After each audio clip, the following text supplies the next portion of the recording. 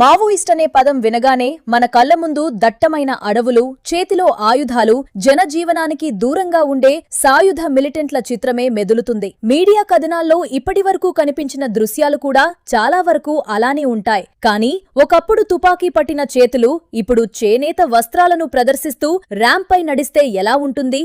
అవును, ఒకప్పుడు మావోయిస్ట్ ఉద్యమంలో పనిచేసిన కొందరు మహిళలు లొంగిపోయి జనజీవన స్రవంతిలో కలిసిపోయారు. ఇప్పుడు తమ జీవితాలను పూర్తిగా మార్చుకుని సమాజంలో తమకంకంటూ ఓ ప్రత్యేక గుర్తింపు తెచ్చుకుంటున్నారు. ఈ ఆసక్తికరమైన ఘటన ఛత్తీస్గఢ్ రాజధాని రాయ్పూర్లో చోటు చేసుకుంది. ఒకప్పుడు ఛత్తీస్గఢ్లోని బబస్తర్ ప్రాంతంలోని దట్టమైన అడవుల్లో ఆయుధాలతో తిరిగిన మాజీ మహిళా మావోయిస్టులు ఇప్పుడు హుందాగా ఆత్మవిశ్వాసంతో కొత్త జీవితాన్ని కొనసాగిస్తున్నారు.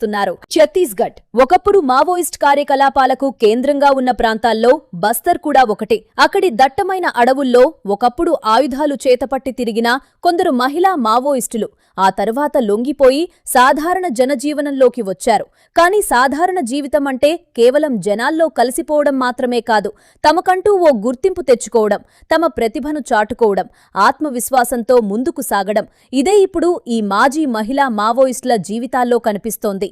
రాయ్పూర్లో జరిగిన జాతీయ చేనేత దినోత్సవ కార్యక్రమంలో మాజీ మహిళా మావోయిస్టులు ప్రత్యేక ఆకర్షణగా నిలిచారు. చేనేత వస్త్రాలను ధరించి వారు ర్యాంపై నడుస్తూ తమ ఆత్మవిశ్వాసాన్ని ప్రదర్శించారు. ఒకప్పుడు వారికి అందని అవకాశాలు ఇప్పుడు వారి ముందుకొచ్చాయి.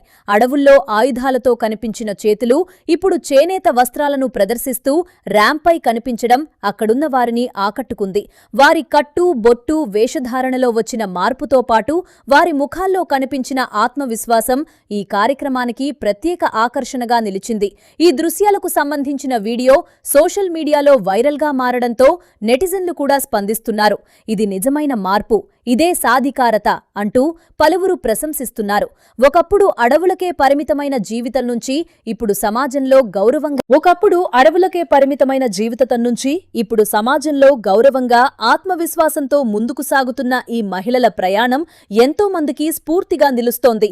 ఒక అవకాశం, ఒక కొత్త మార్గం, ఒక కొత్త జీవితం. మాజీ మహిళా మావోయిస్టుల ఈ మార్పు, పునరావాసం, సాధికారత కొత్త జీవితానికి మరో ఉదాహరణగా నిలుస్తోంది.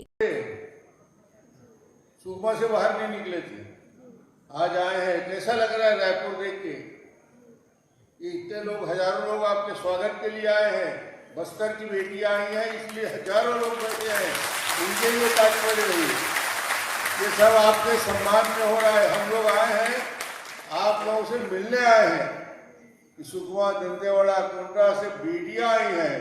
बेटियों के स्वागत के लिए हम लोग यहाँ बैठे हैं। बहुत अच्छा लग रहा है आप लोगों को देख के, आत्मविश्वास को देख के। बहुत వీడియో చివరి వరకు చూసినందుకు ధన్యవాదాలు. ఇలాంటి మరెన్నో రాజకీయ వార్తల కోసం మన ఛానల్ సబ్స్క్రైబ్ చేయండి.